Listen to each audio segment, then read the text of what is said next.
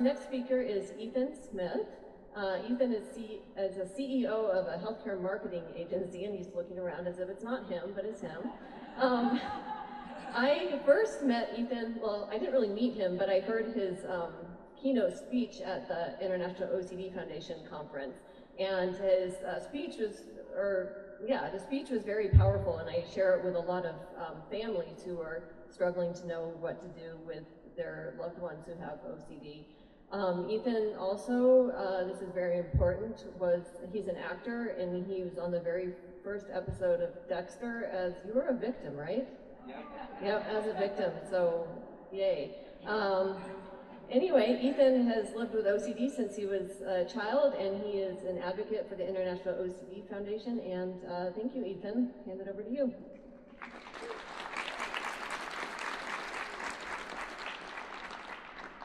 Thank you, Rachel, for having me. How's everyone doing? Excellent, excellent, excellent. I've prepared nothing, so this should be really interesting. But I hope that it's engaging and a bit experiential. I'm only using that word because the doctor was up here last, and I feel like I have to use bigger words now. I learned psychomimetic. We should all use that at some point in the day. And phenomenology, which is also a really cool word. You're also wondering, why are you willing to put googly eyes on your forehead and also speak? It's because I'm fairly comfortable with discomfort, which is why my belt buckle's on the third hole instead of the first hole. So, all right, I have a question for everyone, and if you don't feel comfortable answering, that's okay, but how many here have OCD? Okay. Well, first of all, I want to congratulate you for showing up, because, yeah. That is a huge, huge step in getting this beast under control, and it's not the easiest step. I know when I was really struggling, it was very hard for me to be proactive. It was very hard for me to take steps on my own. I was generally dragged, pushed, or pulled, or thrown in various directions to get the treatment I needed. So if you're here of your own volition, congratulations. And even if you see a therapist here that told you you need to come, that's a win too. Trust me, I know, I've been there. I have another question for you, and feel free to shout it out, but why are we here today? Exposure. Okay, and I heard exposures. What else? Community. Community, okay, for my wife, thank you. Any other thoughts? I'm sorry? Learning. Okay. You know, the why, when it comes to OCD, is typically not necessary to figure out. Why do I have these thoughts? Why do I need to do why? However, I do think the why is important in some specific areas, such as why am I here today? And I would like us to kind of widen out our view. Yes, we're here for exposures. Yes, we're here for community. Yes, we're here because we suffer with OCD. But the real reason why we're here is to get our lives back, to live a full life in accordance with our values. Is that fair to say? Does everybody agree with that statement? So then the question becomes, how do we do it? How do you get to that place? How do you experience a life that is full? I like to say full. I used to say like happy, but life is hard. Life is hard, world is hard, so it's not always happy and joyful. There's lots of emotions in the process of life, so full seems to encompass how you should live it. But how do you get there?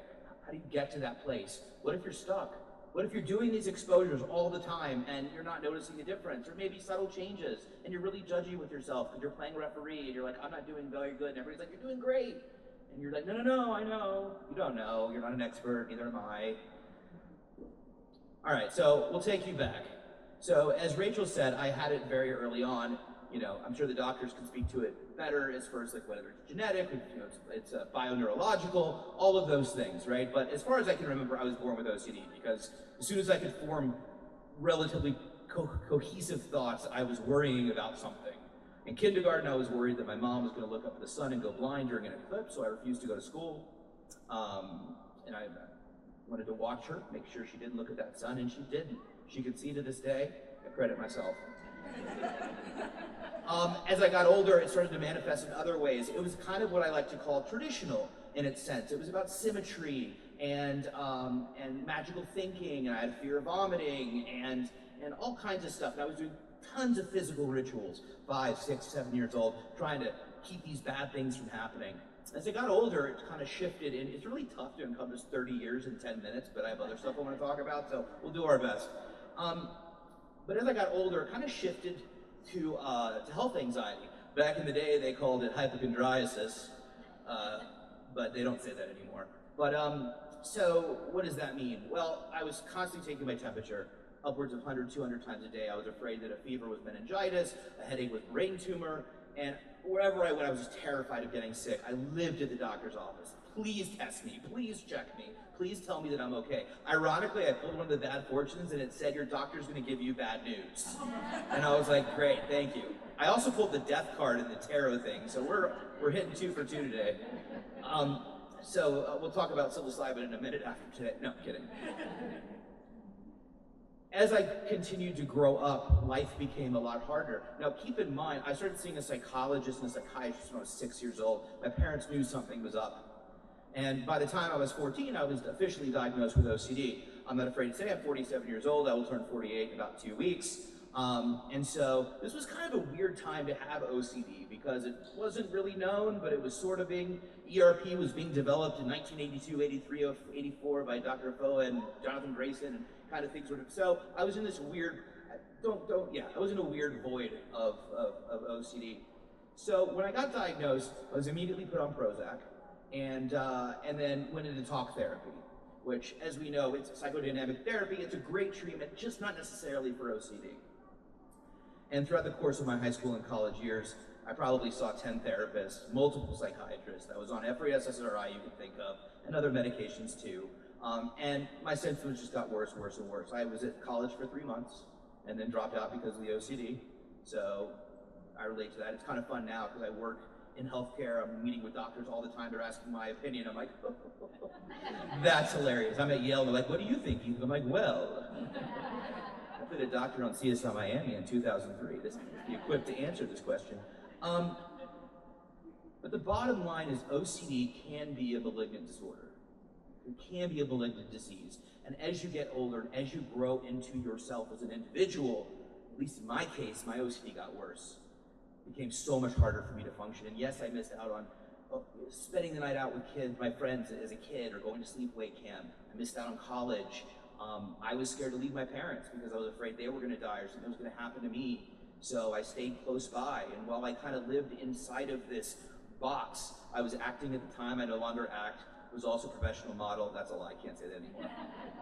Why are you laughing at that? No, I'm kidding, I'm totally kidding. Sit with that discomfort. But as I grew into who I wanted to be, the Ethan part of myself, right?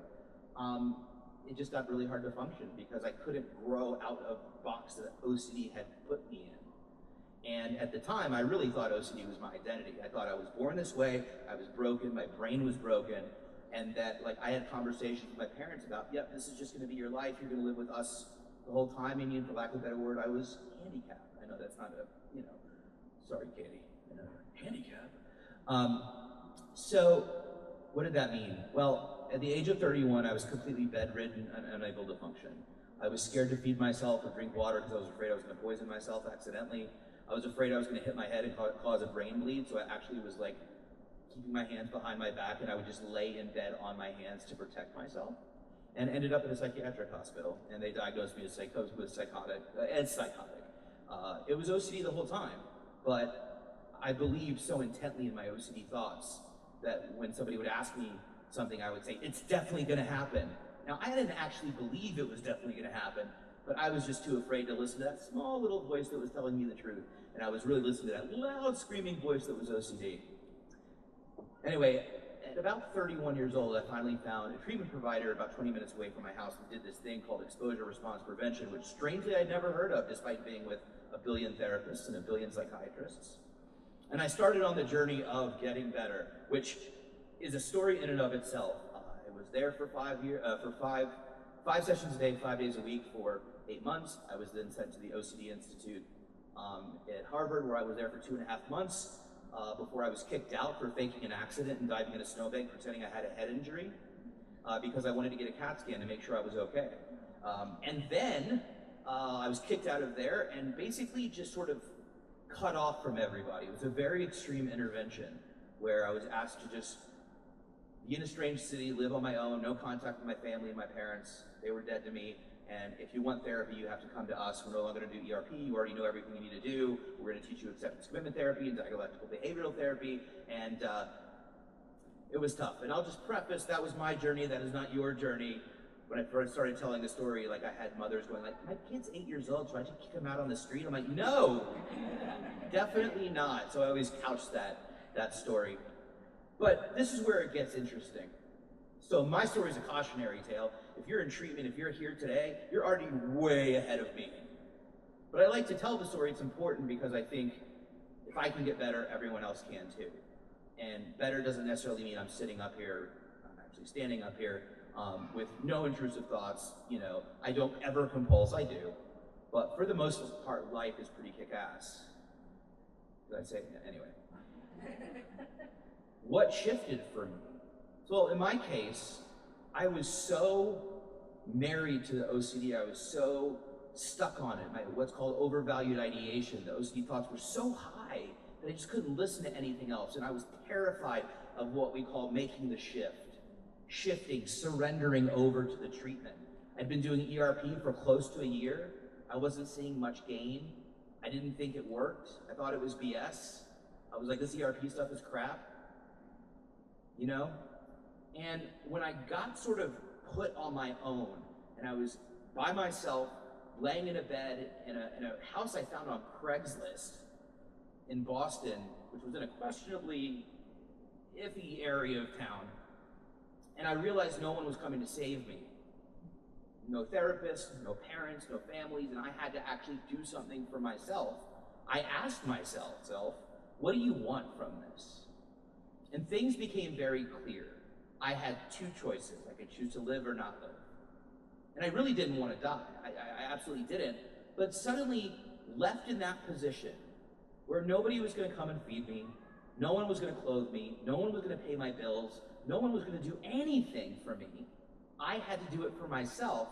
Suddenly, life became more important than the OCD. And that was the goal.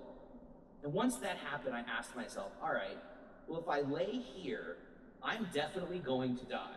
I was in the bed, I wasn't eating, I wasn't drinking, I wasn't taking my medications, I wasn't even getting up to go to the bathroom, it was gross. But if I go do stuff, yes, all of these fears and all of these things that may happen were so scary to me, but I stand a chance. It's like gambling. It was like, if I stay here and don't act, in this whole world of uncertainty, the thing that was certain was, this OCD will kill me. But if I take action and move in a direction that is terrifying, I'm going to go toward the fire, I'm going to have to walk through the fire, and out the other side, I stand a chance. I have a 50-50 chance, and that seemed like such a better option for me. So suddenly, I was doing really hard things, at least they felt hard to me, and I'm sure they have felt hard to you, like getting up to take a shower, brush your teeth, activities of daily life. I was going to the grocery store, I was getting food, I started living in spite of my thoughts and my feelings. And I started to shift. And it wasn't easy, and it took a lot of time. And I started going back to therapy 3 times a week, and started learning about acceptance commitment therapy and DBT and changing the relationship with my thoughts. And guess what happened? Suddenly ERP made sense. It's like, wait a second. If I do these hard things, then I just won't care as much about them. It wasn't about proving that they will or won't happen. It was that uncertainty isn't as scary as we think. In fact, there's a lot of beauty that comes from uncertainty. I mean, ask people who scratch off lottery tickets. They love it. So then I started to embrace all these things that I had learned, but didn't know how to fully surrender into, which is the whole key to this thing. It really is. The key to treatment is actually very simple. It's listen and say yes. That's it. The only 2 things we have to do in treatment. We go, oh, you want me to make a call from the cell phone? Well, how does it work? Can we open it? Let's take a look now. It reaches the cell. No, just make the call. Listen and say yes, and be willing to let whatever that is that scares you happen. But fully be willing to let it happen. Don't stay in the gray. Don't try to undo it after you've triggered yourself. That freedom truly lies. I walked around going, I may have a head injury, and I faked an accident. Probably very illegal. An ambulance came. They picked me up. They took me to the ER. I tricked the doctors into giving me a CAT scan. I cut open my head that was bleeding so I could show that I fell on the ice. I mean, like crazy stuff. So I believed that anytime I tapped my head or hurt my head during this period of time, that I was damaged. Nothing had changed in my head. It was my actions that were changing, and my willingness to sit with that intense discomfort that I may die, that irresponsibility. Because if we don't compulse, it is irresponsible. Especially if it's moral scrupulosity or religious scrupulosity or self-harm or harm toward others. I have to save my family. I have to save my friends. Let go of it. Be the most irresponsible person when it comes to OCD that you can be. But that surrendering is key. That being willing, because I promise you that therein lies the true freedom from OCD. And that loud voice starts to get really quiet, starts to move into a whisper. And suddenly, you see things very clearly. And sure, the doubt is there. As we know, this is a chronic illness, and that can be very scary to hear for people. Chronic, do we mean there's no cure? I will tell you, after being completely bedridden, if this is chronic, I'll take it. I have a beautiful life. I'm married, which I never thought would happen. I mean, I feel bad for her, but you know, I have my own business. I have a beautiful, beautiful life that I never expected in a million years. And I'm not special. And that's the thing. When I would sit where you're sitting and I was really struggling and I would hear people speak, I would say, well, that's you. My OCD is way more complex than your OCD. My brain is way trickier than your brain. I'm also smarter than you. So like, I get that worked for you, but for me, nah, I'm gonna need some super special kind of treatment that isn't invented yet. And until then, I'm just gonna suffer and struggle and make everyone's life around me miserable, especially my doctors, because I won't leave their office and I'm on the floor crying. I don't know if anybody can relate to that. I know that was me. But I will tell you that suddenly I was up here speaking and I was in that position. And it wasn't by some divine magical intervention. It was from this treatment. It was from amazing doctors like the therapists and the psychiatrists that are here in this room. It was being willing to access it openly and wholeheartedly and embrace it, recognizing that I'm gonna stop playing in this gray area. I'm going to stop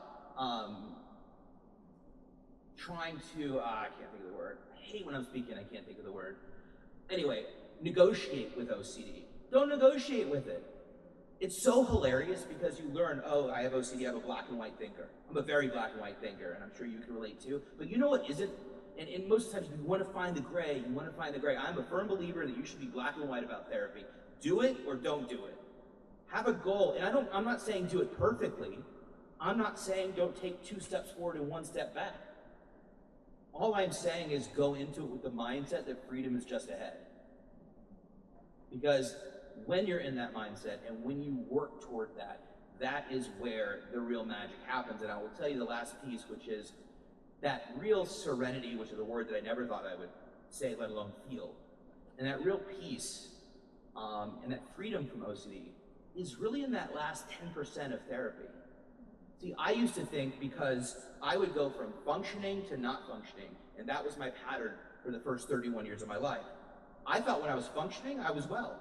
In fact, when my therapist, the first therapist I went to that treated OCD said, oh, you have OCD the whole time, you're sick, you're very sick. And I was like, what are you talking about? I just shot a movie, I'm not sick. She's like, how many times did you call your mom? How many times did you check your temperature? How many times did you I was like, oh, yeah, okay, that makes sense. So my whole life was defined by functioning and not functioning. So when I was functioning, I was well. Turns out life is not about that. Your goal should not be just to function. Your goal should be to experience the moment, whatever it is. And it is in that last 10%, that, like when you're losing weight, I struggle with weight, and it's that last 10 or 15 pounds, it's really hard. The first is easier. It's the same with OCD treatment. It's that last little stretch, but if you get there, it's pretty magical.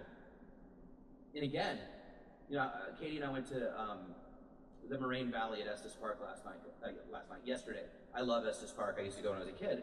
And we were sitting in this gorgeous area, beautiful. And I was thinking about breakfast. And I was thinking about how fattening breakfast was, and I probably shouldn't have eaten it, and my triglycerides were really high. And then I have some scarring on my liver, and what did I do?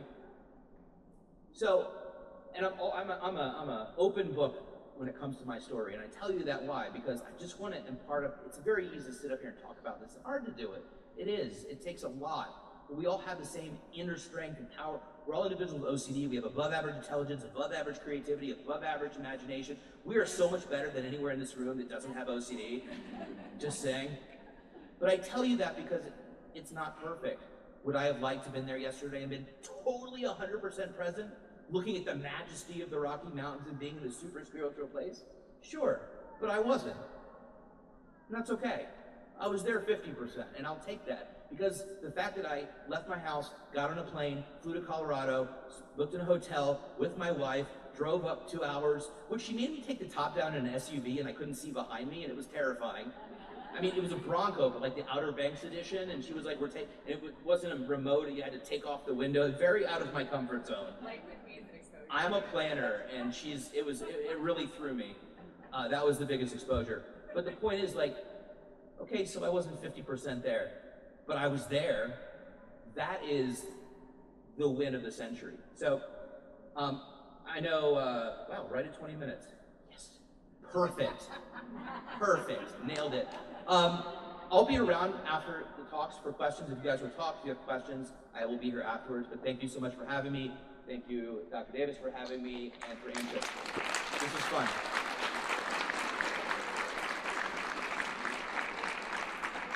Thank you so much, Ethan. I wish I could talk that well without preparing. I'd be standing up here staring.